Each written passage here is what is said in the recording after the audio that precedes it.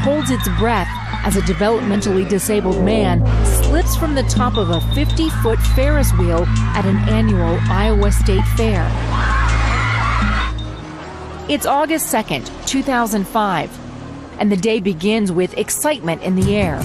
Biggest fair in eastern Iowa. A lot of people expected to be there over the week. A lot of people already turning up for the fair. It's just in its first few hours. Eric Maitland, a weatherman at KWQC-TV, the local NBC television station, is preparing to do a live shot for the newscast. The kickoff day was Special Needs Day, and it was where they invited people from around the region with special needs to come enjoy the fair with their caretakers.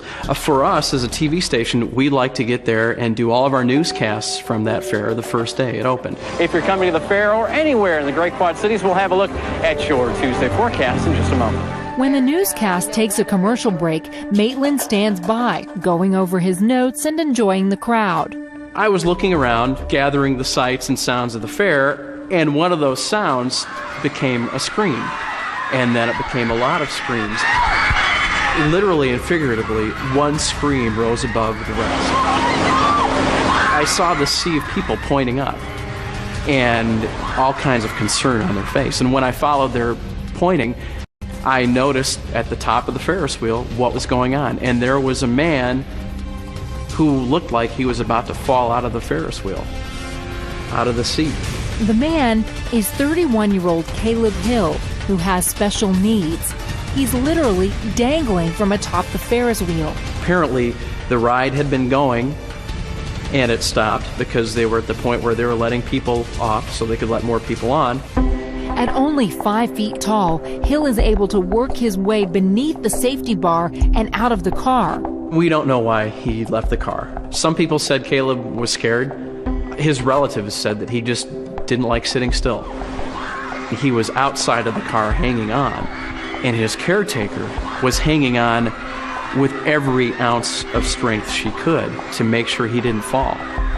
But the caretaker is losing her grip. She really had a battle because it was a hot day. I'm sure he was probably sweaty. They were in the sun, and he had all kinds of sunscreen on. So she was doing whatever she could to hold on to his arm and keep him from falling off of that car. As each second ticks by, Caleb slips lower and lower. Suddenly, she can hold him no more. The crowd gasps as the caretaker loses her grip and Caleb plunges down the middle of the Ferris wheel. He fell about 12 feet to 15 feet, hitting a bar on the way, and then falling off of that bar to the middle of the Ferris wheel. The bars in the middle of the Ferris wheel actually break Caleb's fall. And now, thankfully, help is on the way. Because his caretaker held on so long and screamed so loud that I think just about everybody in the park knew something was wrong. There were a sea of carnival workers positioned underneath that Ferris wheel. Some of them were on the ground, some of them were on the platform, and one or two guys were actually climbing up the frame. It looked like he was about to fall again, but the first guy up the Ferris wheel was in the right spot to grab hold of him. And he wasn't going to fall anymore. At that point, the carnival workers resemble firefighters as they each hand off Hill to one another. The first man who was holding him at the axle of the Ferris wheel was holding on to him, but then he lowered him to the next pair of waiting hands, who lowered him to the next pair of waiting hands, and eventually they got him off of the Ferris wheel and down to the paramedics and some fire department people who were already there waiting for him. As Maitland wraps up his newscast from the fair, he gives the audience an update. We're now taking him back off of the ride. I would imagine he's probably going to be very bumped and bruised. He was cut, he was bruised, but he didn't have any bones broken. He was lucid, he was conscious, he was taking in the sights and sounds of the fair. It's almost as if he was trying to get off of that stretcher and go back to the rides. He had a little bit of a grin on his face.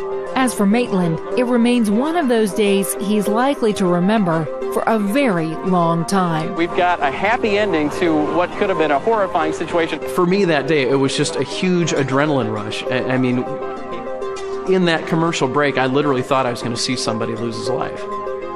And then when the story turned and he was rescued, It was just an extreme deep breath moment, and glad to see that it went the way it did.